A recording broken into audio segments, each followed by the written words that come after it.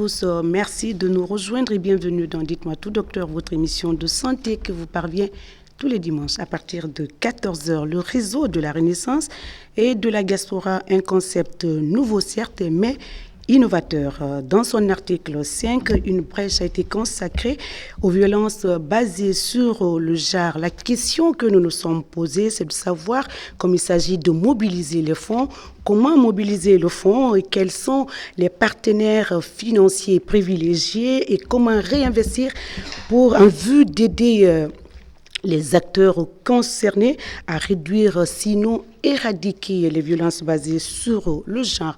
C'est entre autres questions que nous allons aborder avec notre invité, Dr Rogi Gao Baldé, médecin. Mesdames et messieurs, comme nous l'avions annoncé la semaine dernière, c'est un sujet inaudit. Pour en savoir davantage, restez avec nous encore une fois. Bonsoir et bienvenue.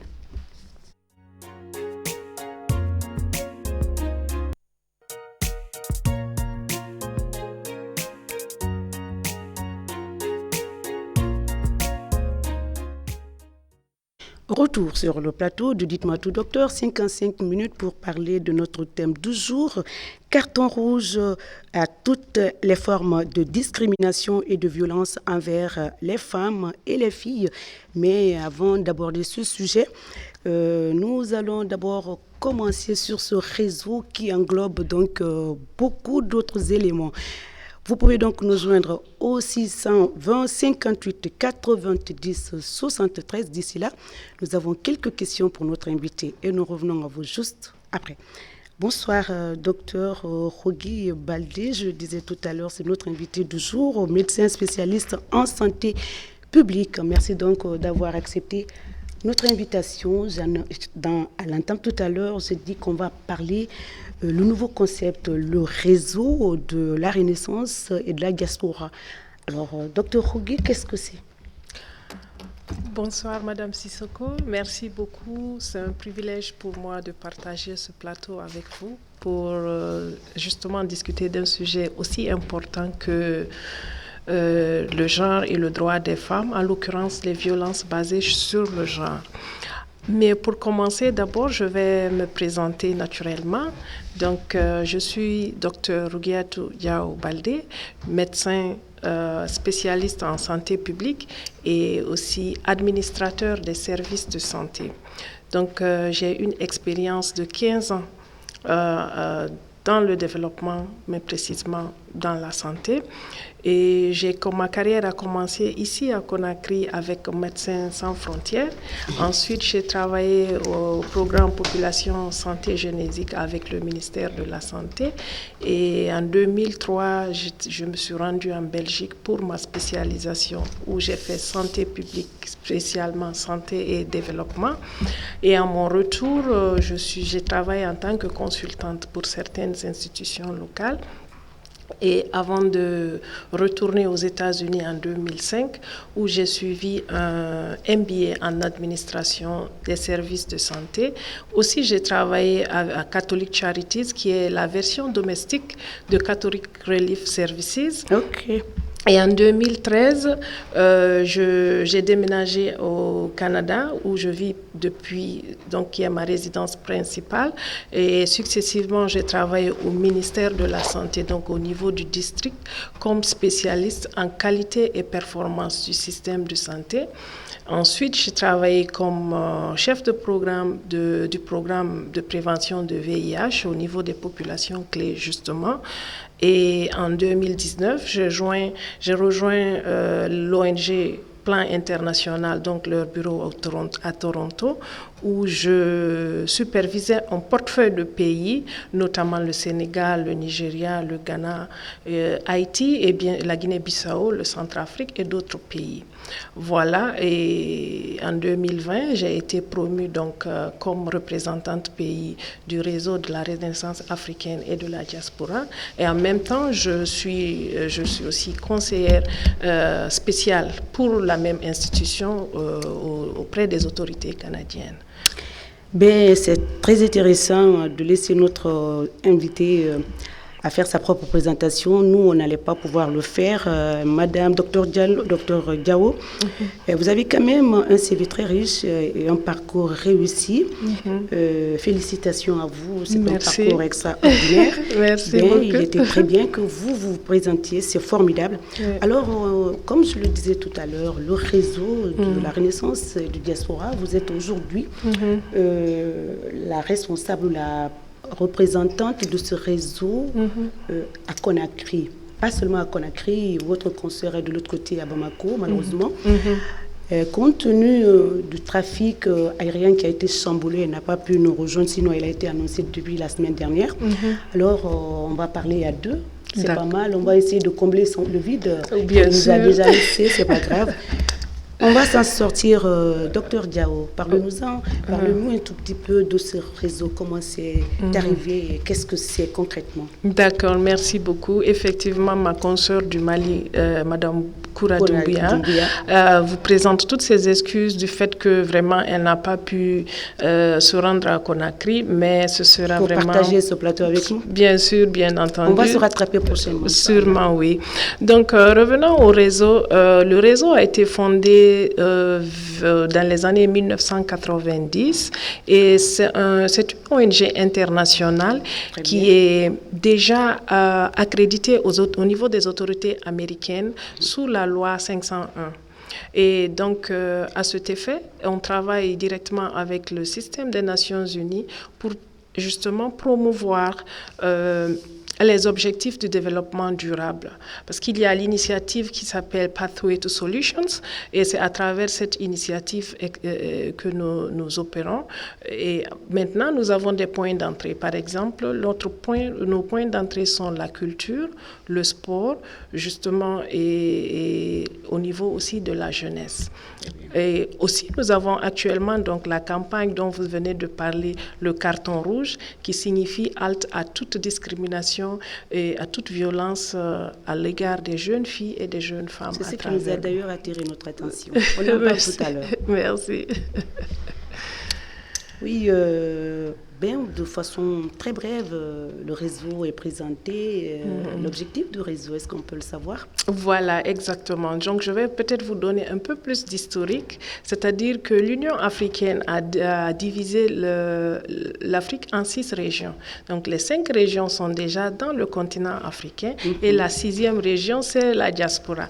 Et donc, aussi, un autre objectif, c'est de pouvoir faire participer vraiment de manière pleine toutes les personnes, donc toutes les bonnes volontés, mais surtout les expertises et les expériences que nous avons au niveau de la diaspora pour que ces personnes-là puissent pleinement aussi participer dans le développement dans nos pays. Parce qu'il faut reconnaître dans les pays respectifs, chacun des membres du réseau. Oui, nous avons des représentants dans tous les membres. Et ce n'est pas, quand je dis l'Afrique ou la diaspora, ce n'est pas seulement les États-Unis ou l'Europe, mais on a des bureaux, par exemple, des représentations au niveau des Caraïbes, au niveau de l'Europe, de l'Asie, de l'Australie, de l'Europe. Le siège, c'est où précisément? Le siège se trouve aux États-Unis, précisément à New York. Très bien. Alors, on a parlé un peu les objectifs de ce réseau. Et quels sont les membres fondateurs ou les membres actifs? Non, vous êtes tous actifs. Hein? Bien sûr. Quels sont les membres donc, de ce réseau, Dr Diao, et pourquoi le choix en vous? D'accord, merci. D'abord, je commencerai par vous dire que notre président, c'est Dr Djibril Diallo. Une personne qui n'est plus à présenter parce qu'il a travaillé, il a travaillé pendant plus de 38 ans au niveau du système des Nations Unies. Il a travaillé avec Kofi Annan et puis d'autres personnalités. Donc, c'est lui le président et fondateur de l'ONG. Ensuite, maintenant, comment est-ce que moi j'ai été choisie en revenant à votre question justement? C'est-à-dire qu'il y a un processus de sélection où on doit passer par exemple le screening. Je ne sais pas comment on dit screening en français, malheureusement, avec le franglais. De toute façon, certains comprendront. Voilà, exactement, parce qu'avec le franglais, parfois c'est un peu délicat. Et on passe l'interview et puis on revoit les CV et puis c'est vraiment compétitif. Et c'est à l'issue de ça que la personne qui est retenue est donc nominée et c'est de façon officielle. Voilà. On a vu les publications sur les réseaux sociaux. D'accord, merci. Personnellement. Alors, docteur Rougui, on a parlé des membres, notamment le fondateur. Est-ce qu'on peut connaître quelques noms de certains membres à part vous et de Mme Koura Doumbouya du Mali? Oui, bien sûr. Par exemple, nous avons une de nos membres très active d'ailleurs qui est la vice-présidente, la première vice-présidente noire de Costa Rica qui est vraiment un membre très actif du réseau. Ensuite, nous avons de la représentation au niveau du Sénégal, donc dans tous les pays. C'est difficile de vraiment donner des noms ici sur le plateau. Très bien. Donc, docteur Rougui, 2 pays dont même poumon, c'est comme ça on le dit, sont à la tête du réseau. Notamment, l'occurrence, pour l'Afrique de l'Ouest, évidemment. Notamment, vous, pour la Guinée, et Mme Doumbouya Koura du Mali. Est-ce le choix est fait au hasard?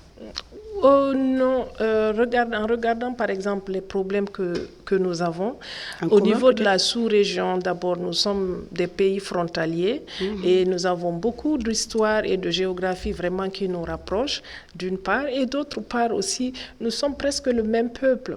Donc, et ça veut dire automatiquement que nous avons à peu près les mêmes problèmes, que ce soit surtout de santé, de développement et puis d'autres problèmes culturels par exemple, parce que souvent on a tendance à omettre la place de la culture dans le développement et surtout au niveau de la santé. Et c'est un facteur qui est très important. Donc c'est pour ça que nous avons été donc choisis à travers le processus de sélection bien sûr. Et l'objectif, c'est à notre niveau, donc Mme Koura Doumbouya et moi-même, c'est de pouvoir joindre nos efforts afin que nous puissions élaborer vraiment un programme régional en ayant comme objectif le Mali et la Guinée comme point d'entrée. Donc nous allons être les pilotes.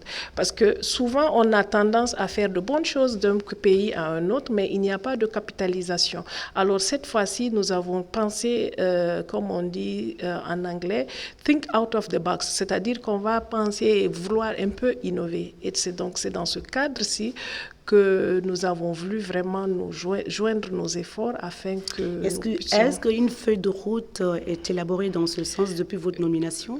Oui, justement, nous avons déjà fait le premier brainstorming, mais vous savez maintenant que, par exemple, lorsqu'on est en train d'élaborer un projet, pour qu'il soit vraiment périn, il faut qu'il y ait la consultation communautaire. Donc justement, Mme Koura Doumbouya devait venir afin qu'on puisse finaliser la consultation communautaire ici à Conakry avec les organisations membres de la société civile. Nous avions aussi au programme de rencontrer certains jeunes, des groupes de jeunes et aussi les autorités afin qu'ensemble que nous puissions vraiment avoir un programme qui réponde aux besoins des deux pays, d'une part, mais aussi vraiment de nos communautés, des communautés que nous servons. À l'entame de l'émission, j'ai parlé, le volet qui nous a plus impressionné, c'est le carton rouge. Carton rouge qui est dédié à toutes les formes de discrimination et de violence envers les femmes et la jeune fille.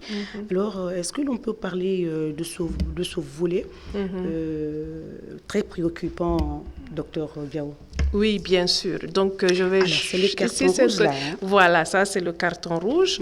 Et donc, vous voyez que le carton rouge est fait en partenariat avec la FIFA, l'ONU Femmes, le PNUD, et aussi avec le UNFPA, donc le FNUAP, le Fonds des Nations Unies pour la population.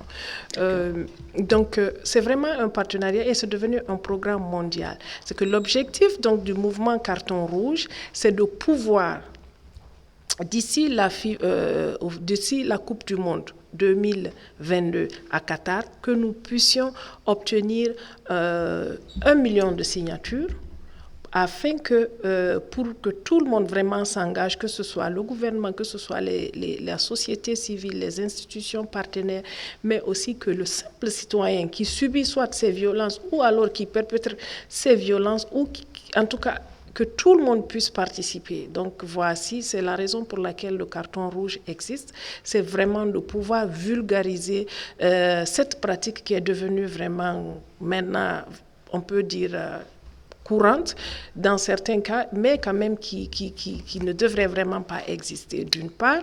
Et d'autre part, la raison pour laquelle nous avons choisi le carton rouge, vous savez que dans le football, par exemple, le carton rouge signifie vraiment une infraction très forte au niveau... quand un joueur reçoit le carton rouge, ça veut dire qu'il a enfreint aux règles. Donc, enfreindre aux droits des femmes, c'est vraiment enfreindre... Un carton rouge. Ça mérite un carton rouge, bien évidemment, parce que ça enfreint aussi les droits humains.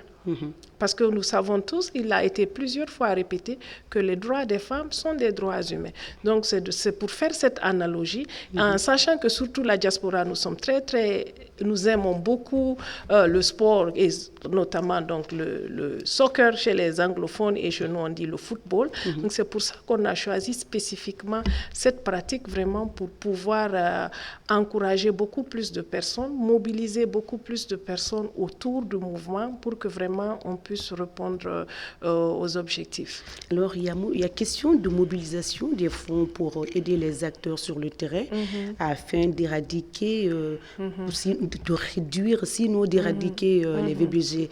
Est-ce que vous avez, Dr Gao, est-ce que vous avez spécifié les types de violences que vous allez d'abord, c'est-à-dire attaquer en premier lieu et d'aller progressivement avec les autres formes de violence, parce qu'il y en a plusieurs. Bien sûr, il y en a plusieurs. Et souvent, ce ne sont pas que les violences physiques. Il y a les violences psychologiques, il y a les violences... Il y a beaucoup de formes de violence. Mais par exemple, lorsque nous prenons le cas de la Guinée et que nous regardons par exemple les mutilations génitales féminines, c'est une pratique qui existe et nous sommes deuxième dans le monde après l'Éthiopie. Donc ça, c'est quelque chose quand même que nous devrions attaquer à fond pour pouvoir vraiment éradiquer ou sinon, comme vous avez dit, minimiser vraiment cette pratique qui est néfaste à la femme et surtout aux enfants, d'une part. D'autre part, lorsque vous parlez de la mobilisation justement de ressources, nous avons les ressources humaines, mais aussi nous avons les ressources financières. Vous voyez, et d'ailleurs, dans les objectifs de développement durable, il y a un objectif qui parle spécifiquement des partenariats. Donc, cette fois-ci, pour que nous puissions vraiment être à la hauteur, et aussi, nous sommes actuellement en période de Covid, ça veut dire qu'il y a les ressources qui sont limitées et les bailleurs classiques, en général, font aussi face à leurs propres problèmes de santé, parce que vous savez que la crise, elle est mondiale. Donc, pour ce faire, il faudrait que nous puissions travailler beaucoup plus avec le secteur privé, parce que le partenariat public-privé vraiment a donné de résultats probants dans plusieurs pays. Et donc, je pense que toutes les personnes, les parties prenantes, que ce soit du secteur public ou que ce soit privés sont enclins vraiment à pouvoir travailler sur cette thématique parce que ses conséquences ne sont pas vraiment mesurables. C'est très vaste. Alors, Dr Rogi, responsable ou présidente du réseau de la sous-région, notamment à Conakry, vous êtes deux, on ne peut pas citer, Cora n'est pas présente. Dites-nous, comment est-ce que vous comptez travailler avec une ONG, comment est-ce que vous comptez travailler avec c'est-à-dire votre pays d'origine, c'est-à-dire les responsables, les acteurs concernés, de façon générale, comment est-ce que vous comptez travailler avec la Guinée? D'accord, merci beaucoup Madame Sissoko. En fait, je suis très ravie d'ailleurs de travailler sur ce projet et encore plus sur la Guinée. Premièrement, c'est mon pays d'origine, donc j'ai une motivation double de travailler pour non seulement je dois travailler parce que j'ai des obligations de rendement, mais en même temps, je travaille pour servir mon pays. Vous savez, ça, c'est un privilège, n'est-ce pas? Et ensuite, nous devons normalement commencer à faire les consultations, comme je vous avais dit tantôt, pour vraiment faire vraiment l'état des lieux pour savoir exactement tout ce qu'il y a comme problème et quels sont. Et en ce moment, nous allons créer, par exemple, la grille de la prioritisation, parce que c'est en mettant les priorités qu'on pourra avancer. Maintenant, en termes de collaboration, j'ai eu l'opportunité déjà de travailler en Guinée avant d'être de l'autre côté. Et donc, je reviens juste avec un peu plus d'expérience. Et donc, un peu plus de background, de bagage intellectuel. Il faut être humble, madame Sissoko. Donc, ce qui fait que je suis déjà bien introduite au niveau des autorités gouvernementales, parce que c'est soit des collègues à moi ou des promotionnaires ou des personnes que j'ai connues ou que j'ai côtoyées. Et puis, je suis vraiment très bien introduite au niveau de la société civile, à travers d'ailleurs la COFEL, à qui je fournis de temps en temps une expertise technique à distance, juste pour pouvoir au moins contribuer de manière bénévole à l'épanouissement donc, de nos communautés ici en Guinée. Donc, avec toute cette expérience-là, je pense que ce serait vraiment plus facile pour moi de m'intégrer, mais aussi de pouvoir servir, étant donné que j'ai déjà travaillé aussi en dehors de la Guinée, où j'ai aussi bénéficié d'un portefeuille très important de bailleurs, de connaissances et de collègues. Donc, en mettant toute cette énergie ensemble, toute cette synergie pourrait vraiment faire bouger les lignes, à mon avis. Et c'est exact. Et docteur Yao, c'est les mêmes partenaires qui vous accompagnent, les mêmes partenaires du réseau vous accompagnent dans la lutte contre les VBG, c'est les mêmes partenaires? Oui, c'est les mêmes partenaires. C'est-à-dire que nous avons déjà, comme je vous avais dit tantôt, le réseau est déjà installé et localisé à New York et on travaille dans un système, comme vous avez vu, network, c'est-à-dire que c'est vraiment un réseau où il y a plusieurs partenaires qui interagissent à la fois. Et maintenant, les programmes sont plus adapté par exemple à un pays. À chaque pays a des le programme est adapté par pays et par région. Chaque pays correspond à ses propres problèmes. Voilà, à ses propres problèmes. Mais par exemple, quand nous prenons l'Afrique de l'Ouest, par exemple, nous avons, comme je vous ai dit tantôt, des problèmes communs. Donc, nous travaillons en synergie. Mais oui, je pourrais confirmer que ce sont les mêmes partenaires, mais aussi nous essayons vraiment d'aller vers les partenaires privés pour pouvoir supporter et comme je vous ai dit tantôt, avec la crise mondiale, c'est très important que nous puissions vraiment les impliquer. Très bien. À Conakry, par exemple, quels sont les départements qui seraient, par exemple, intéressés par ce vaste programme? D'accord, merci beaucoup. Par exemple, en Guinée, comme vous venez de le signifier, nous allons travailler beaucoup plus avec le ministère de la Santé. Nous allons travailler avec le ministère du Genre et comment vous appelez ça, l'autonomisation, droit et autonomisation des femmes. Mais nous aussi, nous comptons travailler avec le ministère de l'Éducation, le ministère de la Jeunesse et du Sport, par exemple, parce que je vous ai dit tantôt que c'était très important, parce que ça, c'est une de nos porte d'entrée, le ministère de la Culture, parce qu'il y a quand même, il faut qu'on puisse vulgariser notre culture, parce que vous savez, la Guinée a une culture très riche et très appréciée. Et je vous assure que même lorsqu'on porte les habits de la Guinée, cela nous rehausse quand on est à l'étranger. À l'étranger, c'est sûr. Donc, et puis la musique aussi. Par exemple, jeudi, nous avons célébré la journée internationale de l'histoire des Noirs pour le Canada et le balafon de la Guinée avec Madame Kouyaté avait été très bien apprécié par la communauté internationale. Nous avions plusieurs pays représentés et vraiment les Canadiens en tout cas ont beaucoup apprécié. C'est pas encore fini, docteur Rogui. Comment est-ce que vous comptez aider le pays à bénéficier des avantages du réseau? Merci. D'abord, sur ce plan, je pense que je vais pouvoir répondre à deux niveaux.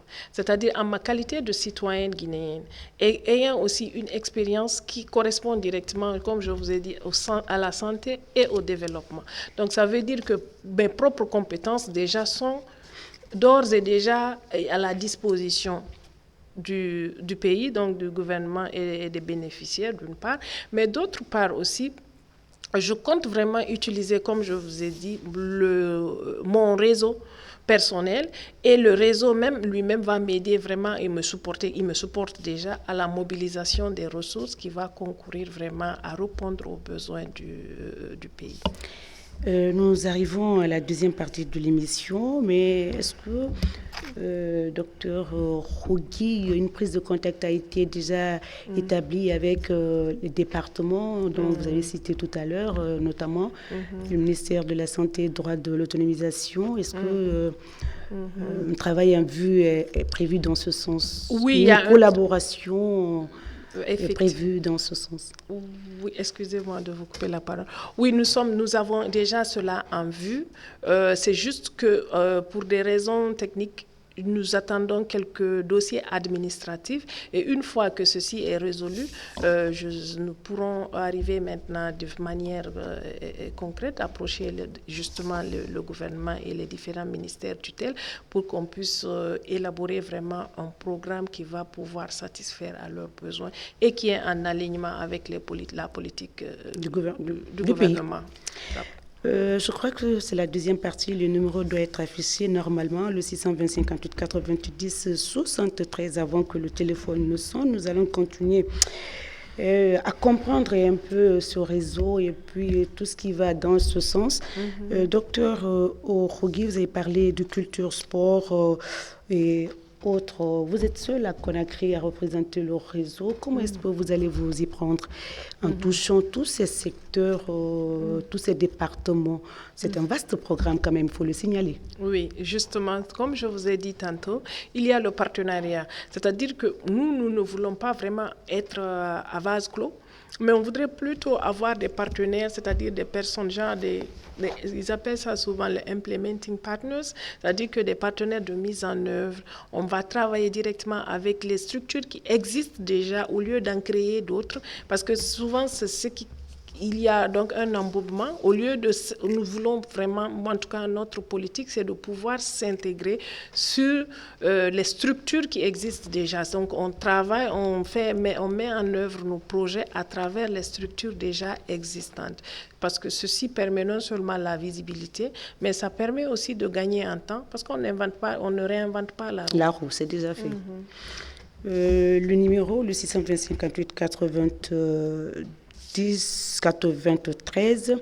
Dans votre présentation tout à l'heure, avant que j'oublie, vous avez mentionné spécialiste en performance du système de santé. Nous, on ne comprend pas en tant que prof. Qu'est-ce que cela veut dire, docteur Rougui?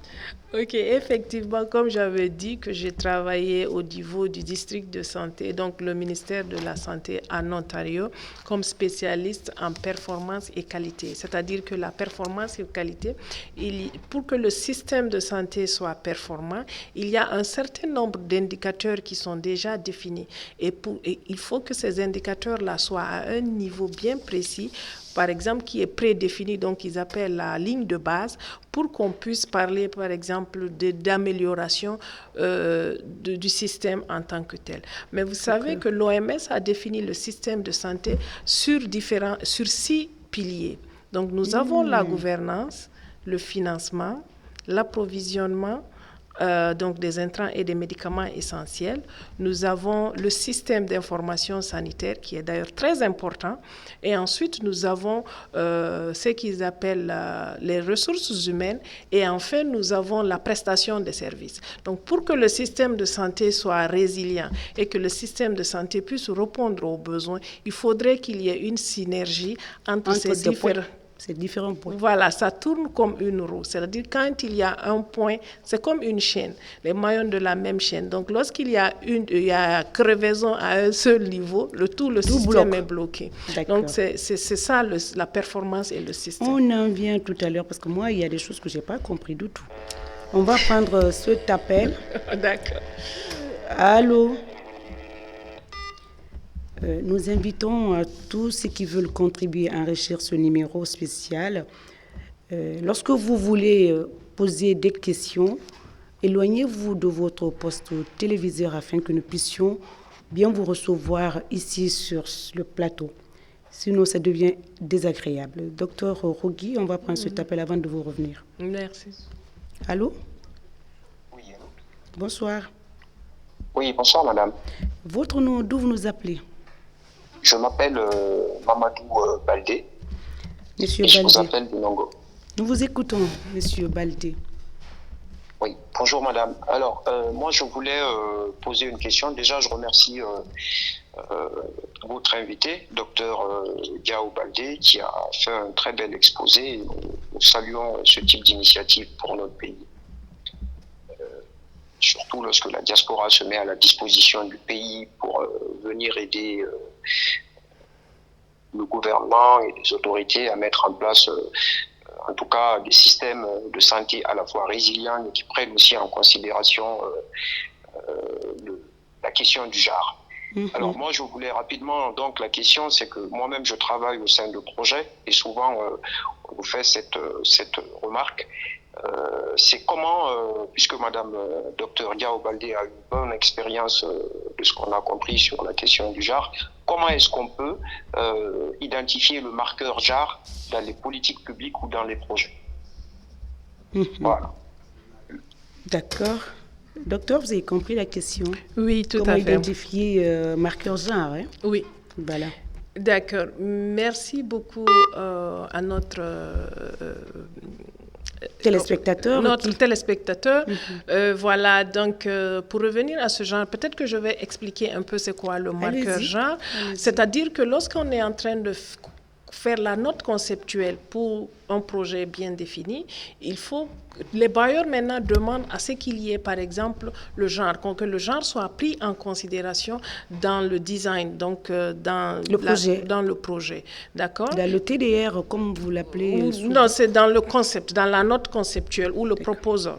C'est comme ça que ça s'appelle. Maintenant, il y a des degrés. Par exemple, il y a ce qu'ils appellent gender aware, c'est-à-dire le gender awareness, ça veut dire que là, le projet prend en compte le genre, d'accord? Ensuite, il y a le gender mainstreaming, c'est-à-dire que là, on fait participer les femmes dans le processus. Maintenant, il y a ce qu'on appelle gender transformative. Là, c'est la transformation en genre. Et actuellement, on parle plus de transformation en genre. C'est-à-dire que la transformation du genre va contribuer positivement à changer, par exemple, toutes les barrières systémiques qui entravent, par exemple, le plein épanouissement des femmes. Lorsqu'on prend cela, je peux juste vous expliquer de manière tangible ce que la transformation en genre veut dire, par exemple, pour quelqu'un qui travaille dans le système de santé. Vous savez que lorsqu'on autonomise les femmes et qu'on leur donne vraiment le plein pouvoir, cela a un impact positif et ça se traduit directement sur la réduction de la mortalité maternelle et infantile. Ensuite, ça permet aussi même de faire augmenter, par exemple, les indicateurs, notamment la couverture de la vaccination. Parce que la raison pour laquelle les femmes n'arrivent pas à se rendre au centre de santé, c'est parce qu'elles ont premièrement, une prise de décision, un niveau de prise de décision qui n'est pas suffisant. Et deuxièmement, elles manquent de moyens. Donc, en les autonomisant et en leur donnant les moyens dont elles ont besoin, automatiquement, cela peut avoir une implication positive. En revenant toujours sur ce même sujet, nous avons travaillé successivement au Nigeria, au Ghana, au Sénégal, en Haïti et au Bangladesh, où nous avons effectivement mis en place ce genre de projet transformateur en genre, où nous avons impliqué les hommes, par exemple. L'implication des hommes est très importante dans la mise en œuvre de ces projets. Nous avons créé ce qu'on appelle l'école des maris. Aujourd'hui, l'école des maris est devenue au Sénégal. Ça fait rire, mais ça s'appelle l'école des maris. C'est devenu un programme national, par exemple, au niveau du Sénégal, comme moyen d'engager les hommes dans la mise en œuvre des projets de santé maternelle et infantile. Et je vous assure que cela a joué, ça a eu un résultat positif sur l'amélioration des indicateurs de santé. Et donc le club des pères aussi a été vraiment très très bien apprécié et a vraiment très bien contribué au point que par exemple au Nigeria, donc au nord du Nigeria, où on a même changé la politique de santé pour intégrer de manière officielle la planification familiale. Ça c'est pour vous dire que lorsque les hommes s'engagent auprès des femmes, nous pouvons avoir des résultats. De bons résultats, c'est vrai. On va revenir sur ces appels. J'aurais voulu les 6 points que l'OMS a cités pour que un pays bouge, pour que les lignes bougent, comme vous l'avez dit tout à l'heure. Est-ce que, par exemple, depuis que vous êtes arrivé, vous êtes de retour au pays, est-ce que ces 6 points sont identifiés chez nous? Est-ce que ces 6 points sont respectés ou au niveau du système de santé, en quelque sorte, docteur Rugui? Merci beaucoup, Madame Sissoko. Donc, il faut d'abord savoir que la Guinée a une politique de santé. Et cette politique de santé, c'est comme la boussole. C'est avec ça que nous travaillons. Et en général, la politique de santé est établie avec le support donc, des partenaires au développement, la société civile, les bénéficiaires et aussi les cadres du ministère de la Santé. Une fois que ceci est établi maintenant, il y a toujours, donc tous les points que je vous ai cités sont déjà précités et ça existe, c'est clairement défini dans la politique sanitaire du pays. Donc, et c'est à travers cela que les bailleurs de fonds, que tous les intervenants au niveau, par exemple, santé, travaillent. Peut-être ce que j'aurais souhaité qu'on puisse ajouter, c'est peut-être intégrer vraiment la variable genre au niveau de la santé, parce que ça, c'est quelque chose que j'ai fait et que j'ai vu et dont j'ai vraiment vu les résultats. D'accord, les résultats dans les autres pays, pas chez Oui, nous. dans les autres pays, au Sénégal, comme je vous ai dit, au Ghana, au Nigeria, en Haïti. Vous êtes là, j'espère que ça va marcher. On va prendre cet appel. On n'a pas envie de vous laisser pour un temps. Il faut que ces indicateurs marchent chez nous. Docteur Rugui, nous allons toujours continuer à Je voudrais ajouter quelque chose. Par exemple, je sais que lorsque nous prenons, par exemple, le programme élargi de vaccination, nous avons un taux de couverture qui n'est pas vraiment à la satisfaction des bailleurs de manière vraiment à pouvoir nous aider à mobiliser les ressources dont nous avons besoin. Parce que l'indicateur, par exemple, de la couverture vaccinale est un indicateur de développement durable, en tout cas qui a été établi par les bailleurs.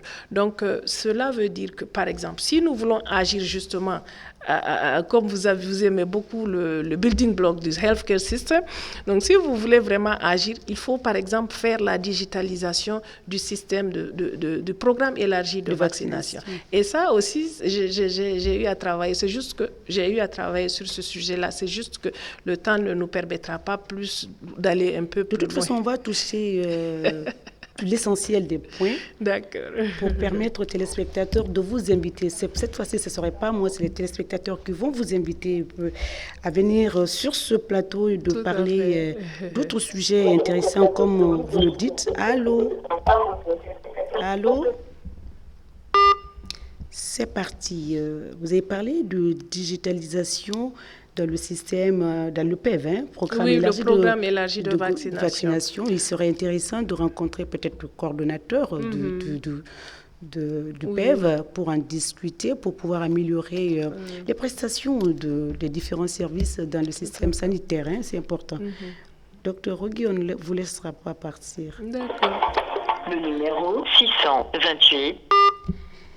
Nous, donc, on va parler un peu. On a le temps?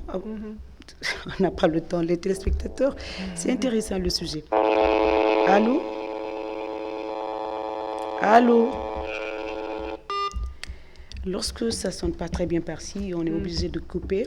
On va parler un peu de digitalisation dans le programme élargi de vaccination. Allô? Allô? Allô? Malheureusement, c'est parti. Encore un autre appel. Docteur Rugui.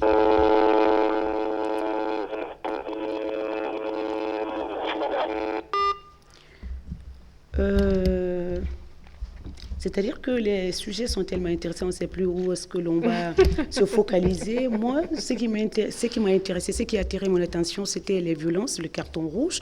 Mais lorsque vous parlez de digitalisation et les autres prestations qui ont marché ailleurs, par exemple, les pays d'à côté, pourquoi pas chez nous? Donc, il faudrait qu'on capitalise les ressources humaines pour que ces secteurs aussi marchent dans le pays. Tout à fait. Docteur Rugui, les appels, ça vient, il y a trop de bruit, on ne peut pas décrocher. Non, alors, voilà, quand il y a trop de bruit, on ne peut pas décrocher. Est-ce qu'aujourd'hui, vous avez envie de faire passer un message clé par rapport à ce que vous faites, ou ce que vous pouvez faire pour le pays? Ce que vous pouvez faire pour le pays, docteur? D'accord, merci beaucoup. Comme vous avez dit, c'est vrai que je suis là pour la campagne Carton Rouge.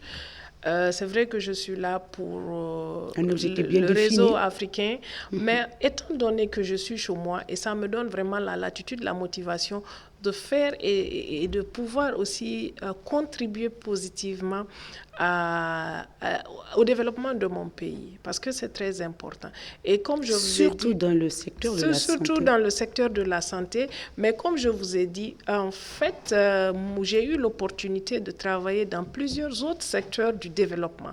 C'est-à-dire que nous avons mis en place des projets intégrés. C'est-à-dire dans ces projets, il y a un volet santé, il y a un volet autonomisation et genre, mais il y a aussi un volet, comment dirais-je, même de droits humains, il y a tout un tas de paramètres que nous avons pu intégrer. C'est-à-dire qu'il n'y a jamais un programme avec un seul objectif de développement durable. C'est toujours au moins 3 ou 4 et on met toujours aussi en exergue la partie qui parle du partenariat. Donc, c'est ce qui fait peut-être la spécificité du travail que je fais.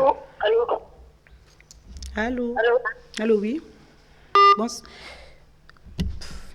Allez-y. Voilà, donc c'est ça qui fait surtout la spécificité, peut-être un peu du travail que je fais.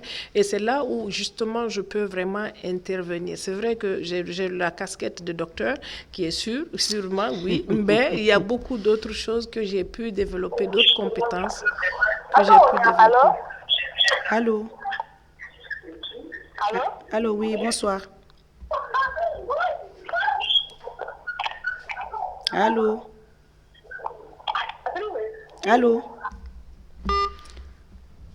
On va se focaliser sur le carton rouge, on va se focaliser sur la digitalisation du programme élargi, on va se focaliser encore sur les 6 points que l'OMS a déjà préétablis qui doivent fonctionner dans chaque pays. Je demandais est-ce que ces points sont revenus chez nous, déjà identifiés, rectificatifs. Est-ce que c'est respecté chez nous? Est-ce que ça marche? C'est-à-dire comme une roue, comme vous l'avez dit, c'est déjà créé, on ne recrée plus. Oui. Est-ce que ces 6 points fonctionnent normalement dans le pays? Voilà. Vous avez parlé d'indicateurs très bas de performance. Voilà, de performance dans... Bon, vous savez, il n'y a pas, selon ce que j'ai appris à l'école, quand même, quand on me dit qu'il n'y a jamais un système de santé à 100% performant.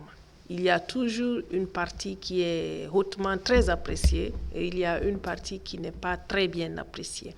Mais on essaie au meilleur des cas de faire l'équilibre. Et c'est là où maintenant on fait intervenir par exemple l'expertise. Donc pour ce qui est du cas de la Guinée, je pense que quand je compare par rapport en 2003, quand je quittais, et en 2021, je vois qu'il y a vraiment eu beaucoup de projets et de progrès. Il y a eu beaucoup de progrès, mais peut-être qu'une personne qui vit sur le territoire n'arrive pas peut-être à voir cela. Mais nous qui venons de temps en temps, moi qui suis fraîchement venue, je suis très agréablement surprise de voir que, par exemple, les données ont changé. Voilà. Par exemple, les protocoles sont homologués au niveau du bureau régional de l'OMS, ce qui est d'ailleurs très important. Et aussi, il y a maintenant le système de communication qui est encore mis en place. Par exemple, je vois qu'il y a beaucoup de cadres qui font des webinaires, qui font des formations. Oui, c'est régulier maintenant, les webinaires. Et c'est quelque chose que j'apprécie beaucoup. C'est sûr qu'on peut toujours améliorer et c'est dans l'amélioration qu'on pourrait peut-être atteindre le meilleur. Mais pour ce que j'ai déjà constaté, je pense que vraiment, je n'ai pas grand-chose à dire. C'est juste que peut-être qu'on peut ensemble faire une synergie pour envoyer peut-être innover un peu par-ci, par-là, juste. Mais ce que je vois déjà me satisfait. C'est pas mal. Oui. Allô? Oui. Bonjour, docteur. Bonjour, docteur. Bonjour, docteur. Bonjour. C'est docteur. Comment allez-vous, docteur? Oui, bien, merci. Ok. En fait, je suis Mohamed Doucouré. Oui. Et en fait, je suis étudiant sortant de l'université. Oui. Je suis au Cancan. En fait, j'ai une question à poser à docteur Rogiato. Allez-y, monsieur. Oui, allez-y. Voilà. Et bien avant d'aller, j'aimerais remercier par rapport à sa brillante exposé. C'est vraiment quelque chose de très salutaire. Merci. Et là, Merci. je vais poser ma question. En fait, j'aimerais savoir quels sont les acteurs impliqués lorsqu'on veut parler de la violence basée sur le genre. Et quelles sont les actions directes appliquées pour en faire mettre ou bouter ou même éradiquer totalement cette situation dans notre pays. Ok. Je vous remercie. Ok, Merci donc il disait parce que ça s'entregroupait, et donc il parlait par exemple des acteurs. Concernés. Oui, les acteurs dans la lutte concernés contre dans les la VBG. lutte contre les VBG. Nous avons déjà les directives qui sont déjà définies par le gouvernement, à Il y a le l'occurrence, PROGEM, il y a- voilà, exactement. Ensuite, nous avons les acteurs de la société civile. Bien sûr. Nous avons aussi la population en général, donc soit les victimes ou Les les parents parents des victimes.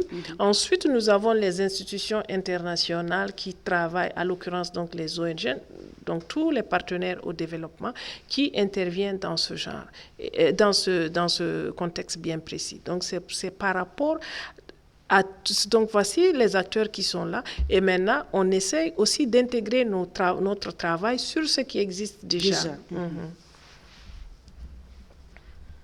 C'est parti. Donc, les acteurs, vous l'avez cité, il y a... C'est le gouvernement en le premier, gouvernement, la société civile, les bénéficiaires ou les victimes. Vous, les victimes, des parents des victimes. Oui. Il y a le Allô? PROGEM qui est là. Ouais. Allô? Allô? Allô, oui. Bonsoir, monsieur. Allô? Allô, oui. Bonsoir, monsieur. Bonjour madame. Bonsoir, vous allez bien? Très bien. Votre nom, d'où vous nous appelez? Voilà, et c'est M. Kamara Ousmane depuis Tombolia. Monsieur Camara, nous vous écoutons. Voilà, ok. Je voudrais savoir quel est l'impact sur, comment dirais-je, au niveau du, comment dirais-je, chez les femmes, la planification là. Quand on parle de planification, est-ce que la planification n'a pas d'impact chez les femmes? Bon, heureusement qu'elle est médecin, docteur, elle peut nous répondre, sinon ce n'est pas le sujet du jour. Aujourd'hui, on parle des VBG, violences basées sur le genre. Mais comme elle a un peu servi dans ce sens aussi, la planification familiale, l'impact de planification familiale, il veut savoir. Est-ce que, docteur, on peut avoir une idée? Vous pouvez aider notre téléspectateur à comprendre un peu de quoi Tout à fait. D'abord, je commencerai à dire que refuser, par exemple, ou enfreindre, par exemple, interdire à une femme d'avoir accès à la planification familiale c'est la même chose, que c'est une forme de violence. Oui, on peut lui aussi... Elle fait partie. Elle fait partie. Donc, ça veut dire que d'abord, accéder, c'est-à-dire que la femme puisse contrôler son corps et qu'elle puisse contrôler ses naissances, est un droit fondamental de la personne. Ça, c'est en termes de droit. Maintenant, la contraception en tant que telle, elle n'a pas un effet secondaire parce qu'il y a toujours des effets minimes.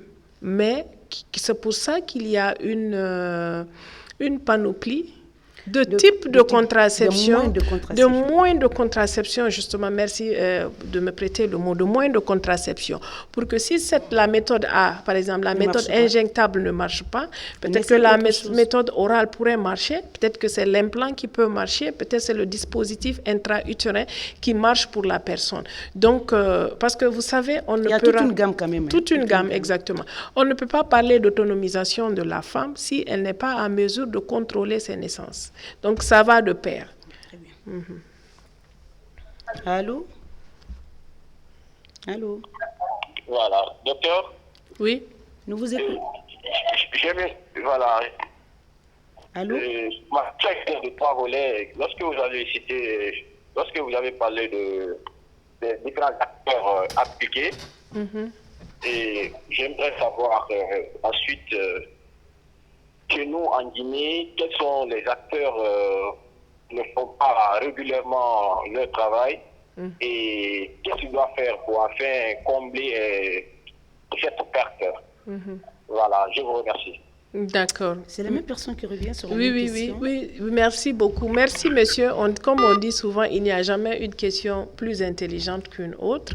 On va répondre. Et c'est comme il vient de dire, c'est pour ça que je vous ai parlé au début de l'émission de Human-Centered Program Design. C'est-à-dire qu'on va faire le design du programme en fonction des besoins. Et cela se fait avec la consultation du gouvernement, des membres de la société civile et aussi des bénéficiaires ou des parents des victimes ou les victimes elles-mêmes, pour qu'on puisse voir où sont les goulots d'étranglement, et c'est en fonction de là maintenant que les dispositions vont être prises.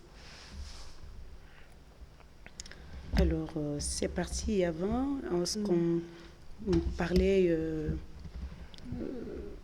on parlait donc de... Allô? Nous arrivons, docteur, à la fin de l'émission. Je crois qu'on va prendre un appel. Sinon, on continue. Est-ce qu'il y a un dernier message? On n'a que quelques minutes. Un dernier message avant de vous dire au revoir. À l'occasion de la fête le mois de mars, qui commence demain déjà, et la lutte a déjà commencé. Les femmes sont engagées. Alors, un mot par rapport à cela et par rapport à ce que nous venons déboucher dans cette émission, Dr Ogui. Merci, rapidement. Madame Sissoko. Je commencerai d'abord par dire que nous célébrons la Guinée tous les jours. Comment s'appelle notre pays? La Guinée. Voilà, donc Guinée, c'est la femme. Donc, chaque jour, même lorsque nous nous présentons à travers les femmes, parce qu'on dit mon pays s'appelle la Guinée. Donc, c'est vrai que le mois de mars, c'est le mois qui est consacré vraiment à la revue de nos droits, de voir par exemple où est-ce que nous avons spécialement cette année. L'année dernière, nous avons célébré le Beijing plus 25. Donc, c'est un nouveau cycle qui commence et avec de nouveaux défis. Et malheureusement, nous avons été vraiment beaucoup heurtés par la COVID. Mais à travers les médias, à travers tous les efforts qui ont été consentis par les femmes à travers le monde entier, mais surtout surtout les femmes guinéennes, j'ai beaucoup apprécié le leadership, le soutien social et moral aux victimes qui a été vraiment mis en place, par exemple l'organisation, l'acheminement de la nourriture, le support à tous les niveaux. Et surtout, je remercie toutes les femmes qui travaillent à longueur de journée pour pouvoir faire avancer ce pays. Mais aussi, je ne finirai pas sans remercier les hommes, parce que moi, je me dis toujours que pour qu'on puisse avancer, il faut qu'on avance ensemble, pas un groupe avant l'autre, parce que sinon, on risque soit de se heurter à nos valeurs culturelles, ou alors nous risquons de ne pas arriver vraiment à notre objectif escompté. Je crois que c'est la fin de l'émission, mais avant de vous dire au revoir, nous vous invitons à observer les gestes barrières, n'est-ce pas, Dr Ogui? Bien sûr. Le port obligatoire des masques, et puis le lavage systématique des mains, sans oublier la distanciation sociale. Nous vous annonçons le thème de la semaine prochaine avec la série d'émissions que nous avons commencé avec Dr Cessé. Nous arrivons donc à la fin. Nous serons avec lui nous serons ensemble le dimanche prochain pour parler du groupe AB. Pour ceux qui sont donc de ce groupe, à vos plumes, vos blocs-notes pour préparer des questions d'ici dimanche 7 mars. C'est l'occasion pour moi de féliciter les femmes d'équipe du jour qui commencent. Nous commençons demain donc la célébration de la journée internationale de la femme. Nous, on commence le 1er jusqu'à la fin du mois de mars. Alors, merci à l'équipe du jour, les femmes qui ont donc concocté l'émission d'aujourd'hui et qui réalisent donc cette émission. Félicitations à toutes les femmes de la Guinée, du monde entier. Et je profite pour dire félicitations à toutes les femmes qui travaillent dans cette boîte, sans exception. Merci à l'équipe du jour de façon officielle. On se retrouve donc la semaine prochaine pour parler donc de notre thème, les groupes AB. D'ici là, prenez soin de vous, de votre environnement et de prendre soin de votre alimentation. Mangez sainement, de façon équilibrée, moins sucré, moins salé, moins gras. et prenez soin de votre environnement. Merci et à très bientôt. Carton rouge